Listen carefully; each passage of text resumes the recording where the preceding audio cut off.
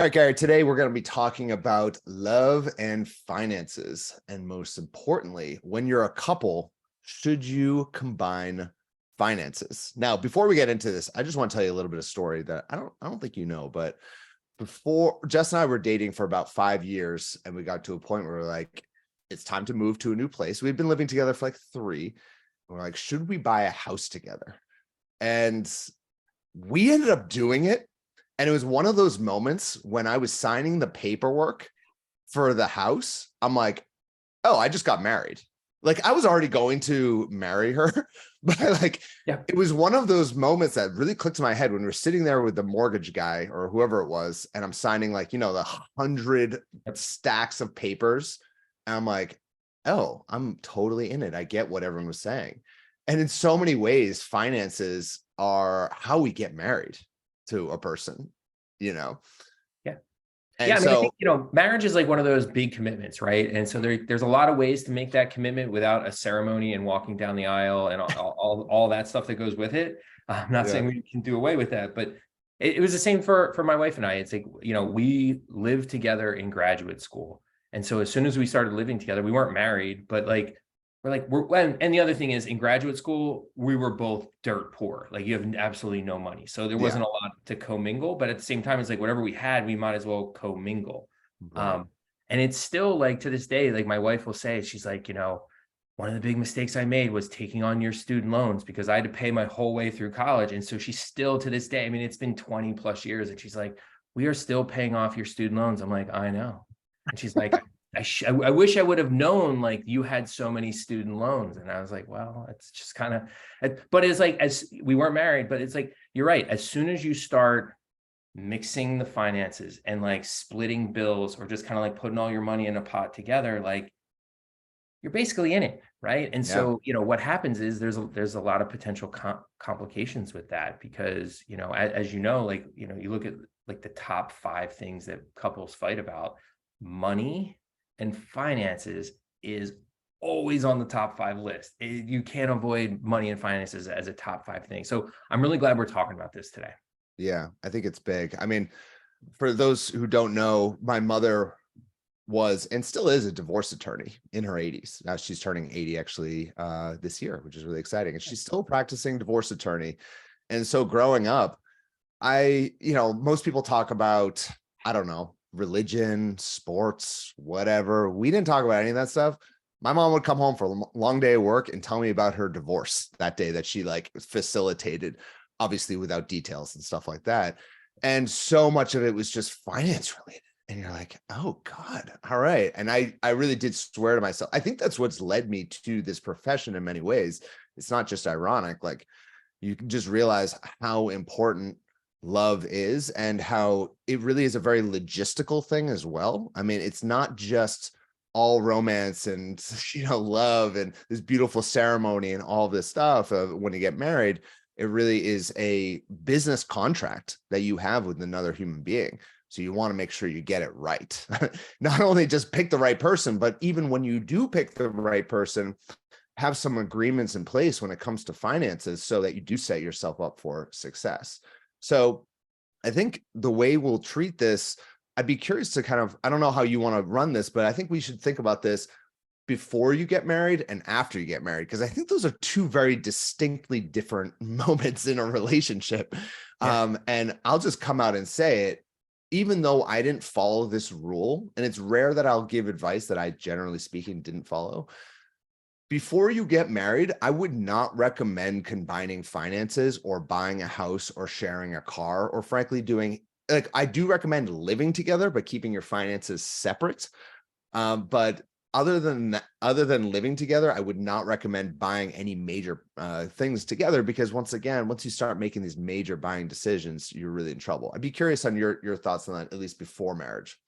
Yeah, I think before marriage, you have to be more careful because anything you're doing that becomes hard to undo creates inertia, right? It's kind of like tethering you to this relationship, which if it's a fantastic relationship, no problem, no worries. Yeah. But as we talk about all the time in love strategies, it's all about mitigating risk. Like you got to assess the risk and make sure you're not being too risky with your decisions. And as soon as you're like, oh, we'll buy a car together, or we'll buy an expensive purebred dog together, right? It's just like, it's the dog. And it's like, these things are just hard to disentangle, and like, who gets it? And it's like, that's where all that divorce attorney stuff comes in, because, you know, as much as we want our relationships to be just magical and romantic, there's practical stuff that goes with it, you know, and it's like you said, it's a little bit of a business arrangement. And so, you know, if you don't have that long-term commitment, now I'm not maybe as hardcore about like, it has to be marriage, but it's like, you know, until you have to be sure in your head, like this is forever, before you start commingling and considering the commingling of finances, I think. What do you think? Yeah, I mean, God, I don't like to take too hard a stance and be too fundamentalist on anything, but this one I'm pretty strong on, in that the difference is, as a man versus a female, like I was the one, we'd already talked about marriage at this point, and it was really on me to pop the question, frankly, at that point. And I knew by the time we're buying the house, I'm like, I'm definitely going to marry this girl and this is going to happen. Right. But as a female, if you're in the position when you're with a guy and you're not sure if you're actually going to get married and he's being questionable about that, I wouldn't be messing around. I mean, that's just not something you want to be hoping that he kind of changes his mind. And, oh, once we actually own a house together, we buy that beautiful dog. Oh my God, that's when everything suddenly changed. He's going to want to marry me. Nah, let's not do that. Because like you said, when there's inertia, you want to be able to get out of bad situations easily. And once you start intermingling and entangling your life in this way, it's so difficult. And certainly just on this token, I hate to say it, and I don't think there's a major issue for those who follow our stuff, but it's worth saying, never give a man money. All right. Don't just be giving, like, especially if you just started dating him, but in general, don't give anyone money. Don't lend anyone money. Don't do any of that stuff. Just hold the line again until you're married. So yeah, I guess I am pretty fundamentalist about this point. I would also say, you know, don't give money. Don't ask for money either. Right. Like, and so it's like, even if you need it, it's like that whole thing about like friends and money. It's like, you don't want to start lending friends. It complicates things in a way that you want things to be complicated. And it's like, so one more point about inertia is the problem with inertia and like these kinds of money things, it's like, yes, there's the complication of like having to undo some of the things that you've done.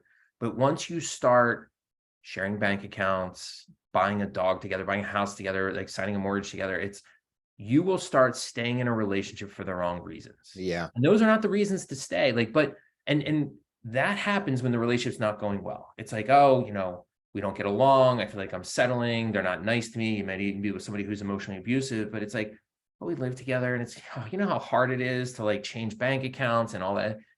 That's not how a relationship, like that's not the forever relationship that you want. Right. And so we're talking about money today, but it's like, that's just a broad-based principle of like, don't have other things decide your relationship fate other than the things that should decide your relationship fate, your fate. Like, is your relationship fulfilling? Right. And so don't let money kind of do that for you.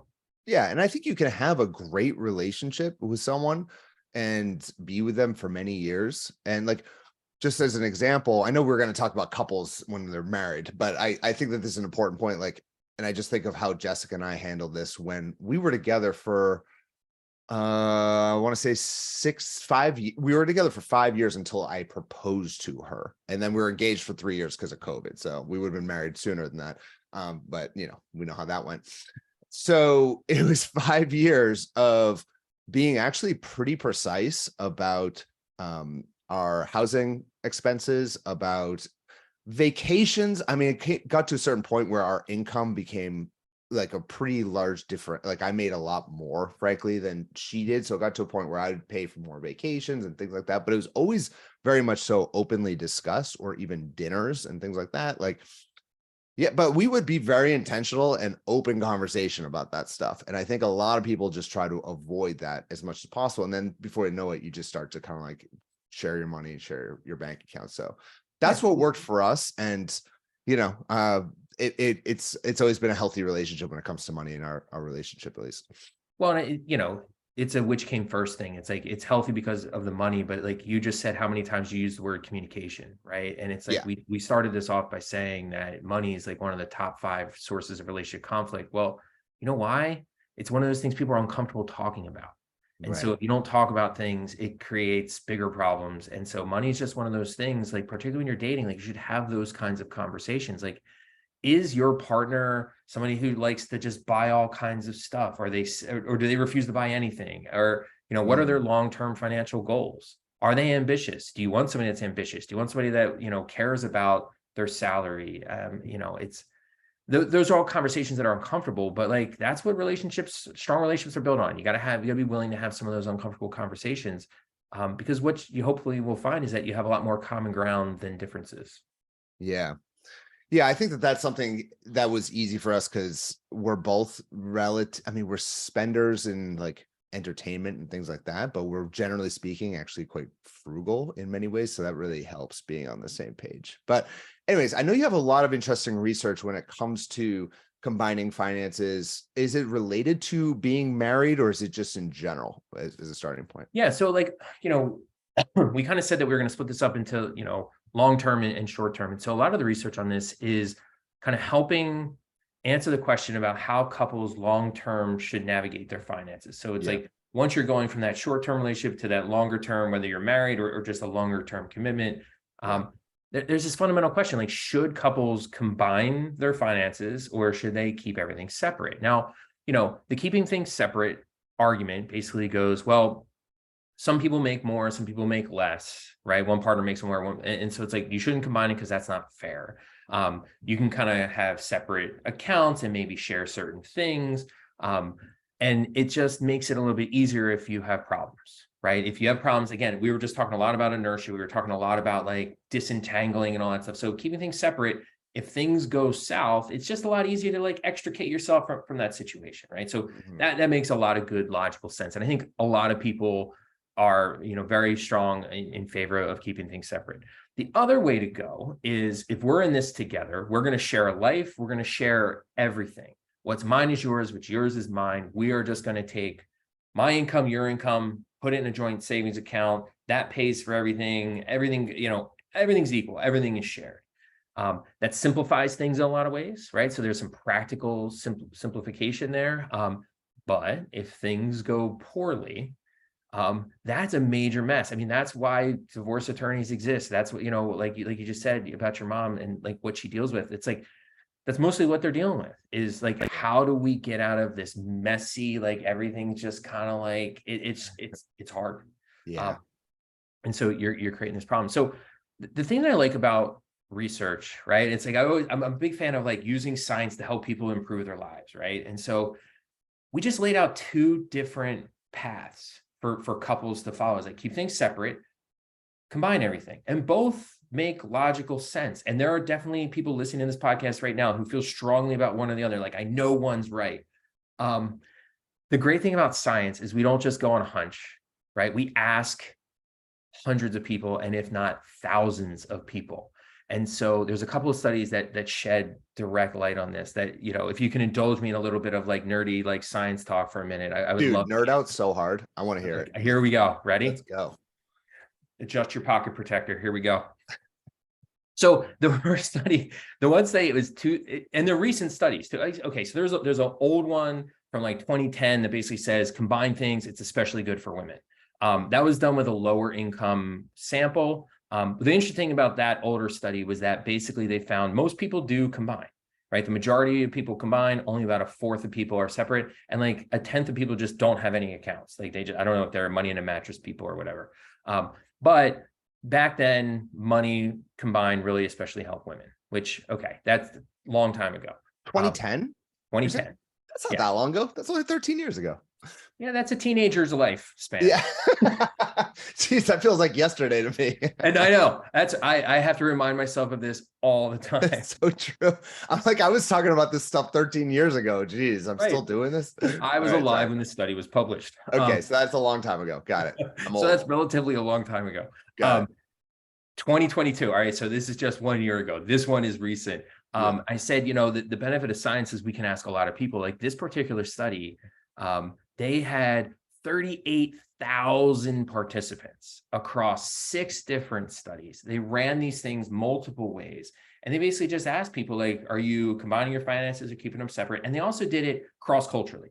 So this wasn't just Boston, New Jersey, like this wasn't just the US, this was the whole entire world. So individualistic countries, collectivistic countries. So individualistic, that's the US, collectivistic is like Asia, where it's like we, us, together kind of thing. Sure. What they found, those same 2 options, separate or together, pretty clear, together was better.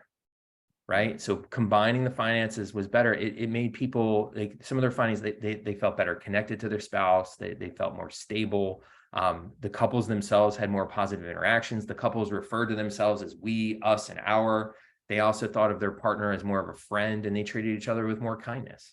And again, that was cross-culturally 38,000 people. So, yeah, science can't necessarily tell you exactly what to do that's going to be 100% right for each person listening to this.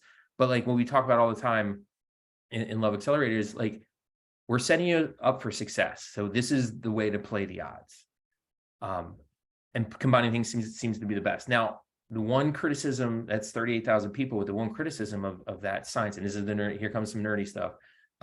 It was all correlational. So they just asked people like, what do you do? And like, is that better? So if you ask people like, hey, are you going to combine? Like there might be something already about your relationship that makes you a combiner. And it might actually be like that stuff that's helping you. Okay. So last year or this year, 2023, I mean, sorry, just so I understand what you're saying, because I want to make sure everyone else, you're saying, is it causation or correlation? Is that what you're saying for the relationship? Yeah. So with this particular study, it was 38,000 people. It's correlation in the sense that like, I just asked you, like, Adam, are you pulling your money together or keeping it separate? And so if you're someone who actually combined your finances, it's possible that you're doing that because you already have good communication. You're already highly satisfied. And it's that's actually helping your relationship, not the money. Correct. Okay. So in this past year, this study just came out within like the last 4 weeks or so, 6 weeks, I want to say. They kind of solved that problem, which is super cool. Instead of asking people what they naturally did, they took a whole bunch of people and they randomly assigned them. And they said, hey, you guys over here, you're going to pool your finances. You over here, you're going to keep them separate. And so this solves that whole problem of like, is it something else going on? And so what they found was the people who put their finances together. So one of the things we know about marriage satisfaction is if you're not like in courses or learning about relationship, your marriage satisfaction starts high and just naturally goes lower and lower over time. This is true for everybody that doesn't take action to learn about the relationship, improve it, and all that kind of good stuff. So if you kept your finances together, it slowed down the decline, right? And so if you put things together, you're slowing down the decline. When you put things separately, you have that same decline, right? So there's a major benefit there to putting your resources together. And so the researchers, because they did a whole bunch of different studies, again, with a bunch of people, and these were all newlyweds, it turns out the people that pulled their money together, it allowed them to get their financial goals aligned, right? It allowed them to feel better about how their partner handled money. Like they had to have a lot of these conversations about like, what are you spending money on? What should we spend money on? Like you mentioned earlier, like you and Jess both like to spend things, but you both like to spend it on the same, like entertainment and travel, right? So that's aligning your financial goals. And so you can, like that's important. It also creates, when you have shared finances, it creates something that we call in the research world more of a communal orientation instead of exchange. And so exchange orientation with money is like when you go to a store and you hand over $20 to buy something, that's an exchange, right? So it's very transactional, it's very business-like. Generally, that's not how you want your romantic relationship to be. You want your romantic relationship to be communal, which is this idea of like, you pay for this now, I'll pay for it in the future, right? And so it's like, we're not worrying about like, I'm up $20 on you, you're down $30 on me. And like, it's not that kind of tight accounting. It's just like, it'll all work out in the end. Right. And that communal orientation is much better for relationships. Interesting. I can definitely see all this. And I think even just course, when you're married and in a relationship, when you're married and you've been together a long time, of course, communal makes absolute sense. I don't know how someone could keep their finances separate in the way discussed, but it sounds like a lot of people do. So I think we've answered that with science. But even when you're in a relationship and it's been 3 to 6 months in, having that, you can have, I think, a communal mindset with that person where it's not transactional, it's not tit for tat. It's just like, hey, I got this, you got this, and you just kind of make it work as a team without fully combining. I think you can do that without actually sharing bank accounts and buying big purchases together. I mean, and that's certainly what Jess and I did for many, many years. I don't, did you and your wife combine finances when you were living together? Yeah. I mean, we were like 22 years old and living, in a little shack, literally, in grad school with no money whatsoever. And so it was really easy to combine, I got nothing, you got nothing. Let's put all of our nothings together and then we're fine. How romantic. You know what though? It's really funny because I say all the time, like, that's still the favorite place I've ever lived. Like as a couple, like this little like shack on the Long Island Sound. It was fantastic. Well, it's also probably indicative of where you were in your life and your relationship, and it was so exciting. I mean, the first place Jess and I lived together, that is like not the happiest, but it's like, I don't know. I look back on it so fondly. I mean, I've only lived in one other place, which is my home now that we live in, but it's like, you're carefree. I mean, and it's like, there's I say this to people all the time. It's like, there's something about spending a decent amount of your life, like very poor almost, right? That is really helpful. And it kind of gives you just a better perspective on money. But what I like about, this whole conversation about money is like, money is a foundational thing in relationships, but it bleeds over into like some of these other principles, right? And like that principle of like that communal orientation, I love exactly what you said about it, which is you can adopt that mentality before you're married and like just completely separate from the finance thing. Right. Like you shouldn't have a scorekeeping mentality in your relationship, whether it's about money or whether it's about acts of kindness or sex or any of those other types of facets of a relationship. Like, don't keep a scorecard. You start keeping score, everybody loses. And so that communal orientation, which is we're in this long haul, we're focused on the future. If you're doing a little bit more today, I'll do a little bit more tomorrow. Or you have a bad week at work this week, like you're really super stressed. I'm going to pick up the slack this week because I know you're going to have my back later. And that communal orientation, like, it's not just money, it's all facets of relationships. Yeah. I feel like all of this is so well and good unless the man is not making more than the woman in the relationship. And I don't mean that from a 1950s sexist perspective. I mean this actually from the female perspective, because we work with so many women. For example, before you just take that clip and send it out there and I go viral as like this sexist person, that's not what I'm saying. One of our clients, I don't know if you were on this mastermind, she has been dating this guy for like 4 months. He has a very good job on paper, but she found out when they went out one time that she makes about 4 times more than he does. Were you on that mastermind? And she's like, I don't know what to do. Like, what do I do now? Like, I make more. And then we find out she actually has a really good income and he just has like a, average income. And for the title, I'm not going to give any specifics, but like for the title, he probably should make a little bit more than he does, but he doesn't. And the thing is, for women, even though societally we progress so much and women are doing so well, more women are even going to college and so on and so forth, doing so great, there's still that kind of primal part of our brain that's like the man should provide.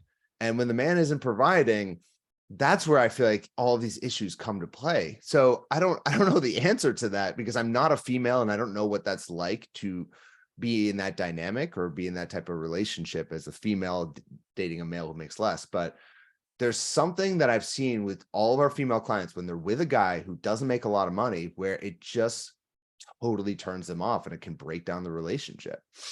Yeah, I think so much of that is it's a violation of expectations, right? And so it's like people, I don't know, it's just like society has conditioned us to, guys make more. And so, I do remember that mastermind. And I think ultimately what we ended up suggesting to her, I think I might have said this, but it's like, she's very, very worried about this. But if she was a guy, she wouldn't be worried about this. Right. And so it's very new and a violation of expectations for her because she happens to be the one with more money. But it's like, how many relationships work perfectly fine where the man makes more money than the woman. So it's less about the male female roles and just like one person's chances are in any relationship, one person's going to make more. It's sometimes going to be drastic. Sometimes it's going to be like, and guys are just kind of like more accustomed to being the one making more. And so, but it's like, does it actually matter? No. Yeah. But like, there is, I shouldn't even pose this as a question because I don't believe it's even a question anymore. There is a primal driver for a woman to want to be with a man who has access to resources. And when a man is not able to provide and he's not doing as well as she is, or her, maybe it is her expectations, it's an actual turnoff. Like there's something about the level of respect that a woman can have for a man. If he's not able to provide for her and the family, it just seems to erode the relationship. And I don't have I don't have an answer to that, but I've just seen it so many times over and over again. This doesn't come from a place of judgment as a man or anything like that. Cause I really think, and I'd be curious on your thoughts. Like, do you feel like that's hardwired into us, or do you feel like that's more of a societal thing? I'm curious on your thoughts on that. So, I mean, one of the things I should say is like, just as a background, like I'm a social psychologist, right? So as a social psychologist, that's all about context, your upbringing, your surroundings. Yeah. And so it's very much baked into my education, schooling, and like world perspective that there's very few things that are hardwired. Like there are some hardwired things. And so it's hard to disentangle what's hardwired from not. But I actually think it's societal, because I think there are plenty of guys who view it like, it has to do with like, just kind of like your views on like sex roles, right? Like what should women do and what should guys do? And it's like, depending on how you grew up and how it was in your family is probably more of a determinant than like who your biological parents were. Right. And it's hard to know the difference because your parent, like so often, like what the modal thing is like your biological parents give you the genetics and then they raise you. So it's like that nature nurture thing, it's all the same. Like you can't separate them. But you societies, if it was hardwired, it would be the exact same everywhere. And it's generally that same way everywhere. But like, I mean, this is a rabbit hole, but it's like, I know, sorry, I'm putting you down right. No, Gary loves to prepare for these. I love just throwing but so no, because I'm like, how do I turn in like a 3-hour lecture into 3 minutes? All that stuff. So, you would say like, oh, if you look across the globe, is it generally like this where men earn more than women and powers? Yes, but those are also power dynamics that are based on physical strength. And it's like, that's all been going on in the world for hundreds of years. Right. And so it's still like, it seems hardwired, but it's still contextual, societal, your surroundings. Yeah, I mean, maybe we disagree on this. I mean, I obviously these are very difficult to entangle, but I do think if you could have a group raised on an island without any societal output, women are still attracted to powerful men who can provide and take care of shit. And when they don't, there's something that is massively unattractive where she's putting in more than he is. Like as a man, a lot of men are very okay with putting in more or like making more and feel like that's part of their ego and their identity doing that because they want to be the provider. Whereas the female is actually maybe turned off by that. It feels like on a very visceral level, and maybe that is societal, maybe it's not, I'm not sure, but like my general experience is that there's something to that. And the reason why I'm just bringing this up, and I didn't even mean to go down this rabbit hole, but I think it's kind of a fun topic that might get me canceled on the internet, but it's worth it. The reason why I'm bringing it up is just because I think that does play into this, where a lot of this stuff is easy when of course it's easy when both of you are doing well, but it's easy when the man is doing well. But when the man is not providing, that's where this stuff gets really, really hard.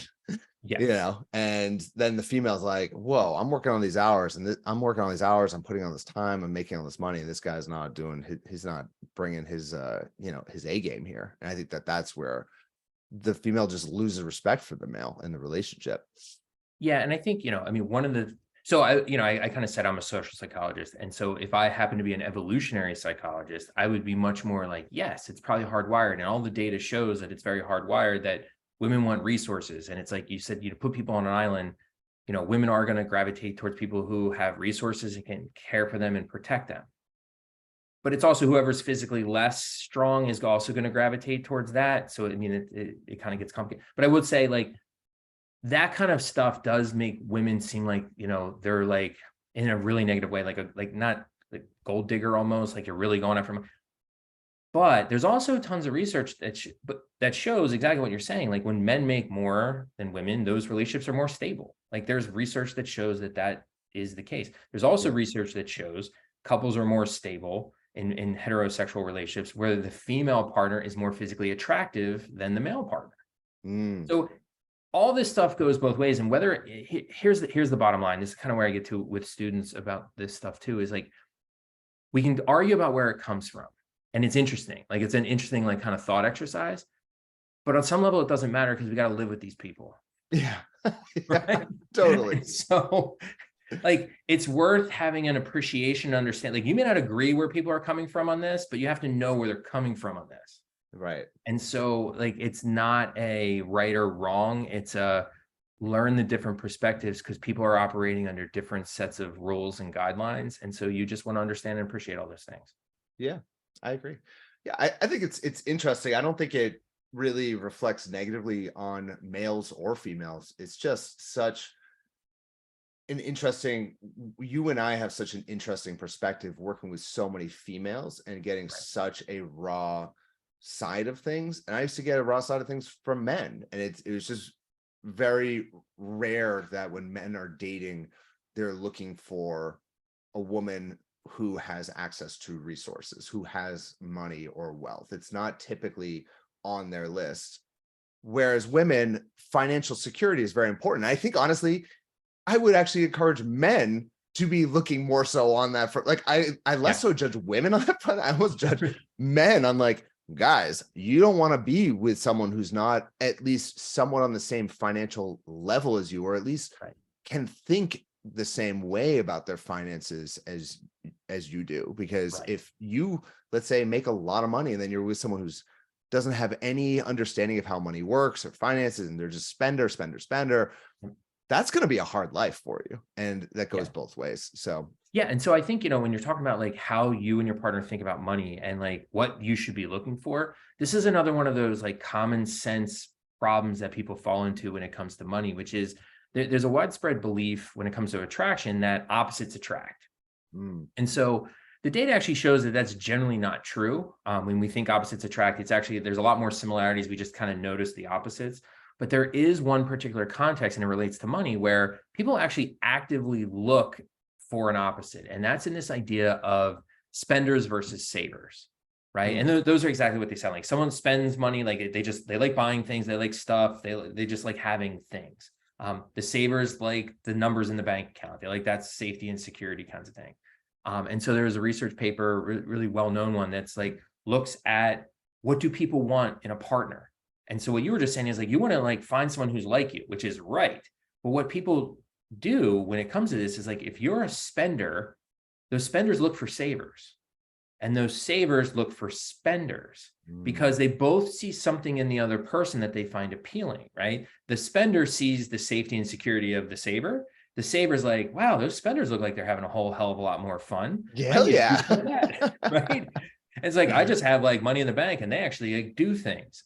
And so what they found was those people, when they get together, like they do find each other because they want that, but it's aspirational. And sadly, it doesn't work out, right? Because they end up, guess what? Fighting about finances. And so those fights and those discussions about, because it's like the spender always wants to spend, saver wants to save. And it's like, they both kind of want that other thing, but that's not who they are. Yeah. Right. And so it creates this conflict that erodes relationship quality. And so really the best, people always ask me this, like, so if you had to like magically like make a couple, like what's the best possible combination? The best possible combination is two savers. Two very boring people. You know what I would say? Just kidding. two savers who, when they spend, want to spend on the same things. Yeah. Two people on the same page. I totally agree. I mean, two spenders, God help us.